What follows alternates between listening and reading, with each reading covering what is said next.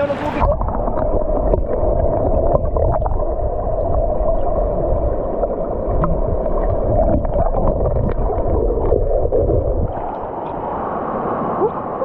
Ang ilaw ng tubig. So sa parte doon, sa gilid na to, no, maliliit yung mga bato. Itong part na to, medyo malaki bato dito, tapos medyo malalim dito.